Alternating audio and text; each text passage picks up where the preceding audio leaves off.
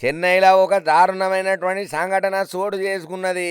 గదేందనంటే interrogation పేరుతోని cinema తరాల ఖైదీల మీద పోలీసులు దౌర్జన్యం చేస్తున్న వీడియో ఒకటి బయటపడ్డది. అది చూసి ప్రతి ఒక్కరు నోరెళ్ళబెట్టి షాకుకు గురైనరు.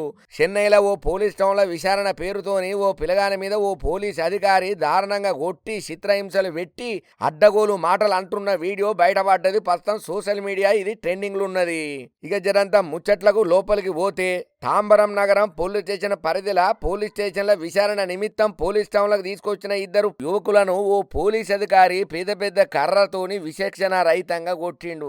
అంతేకాకుండా వాళ్లను నోటికి ఎంతొత్తే అంత అడ్డమైన బూతు మాటలతో తిట్టి ఎట్టబడితే అట్లా అనబట్టిండు. ఇక దీనికి సంబంధించిన వీడియో అయితే ప్రస్తుతం ఇంటర్నెట్ లో మస్తు చక్కర్లు కొడుతున్నాయి. ఇది చూసిన వాళ్ళు కూడా షాకు గురైతున్నారు. గిదేంద్ర నాయన ఫ్రెండ్లీ పోలీస్ గా ఉండాల్సిన పోలీసులు ఏం కక్షను మధ్యలో పెట్టుకొని ఇట్లా టార్చర్ పెడుతున్నారు. గిందుకేనా పబ్లిక్ నుంచి తీసుకున్న పైసలతోని మీకు జీతాలు ఇచ్చేది గవర్నమెంట్ అని చెన్నై పబ్లిక్ అయితే గట్టిగానే ఈ పోలీస్ మీద ఫైర్ అవుతున్నారు. అయినా ఏందుల్లా అసలు పోలీస్ అనేటోడు ఎందుకు కొట్టాలి? కరుడు కట్టిన తీవ్రవాదో నేరత్తుడో భయంకరమైనటువంటి ఉన్మాది కార్యక్రమాలు చేసినోడైతేనో నోరు ఇప్పనోడో ఇక తప్పని పరిస్థితులలో పోలీసులు కొట్టే హక్కు ఉంటుంది. కానీ చిన్నదానికి పెద్దదానికి సీటికి మాటికి ఇట్లా ఇంట్రాగేషన్ అనే పేరుతోని లోపలికి పిలిచి కొట్టుడు ఏమన్నా పద్ధతేనా?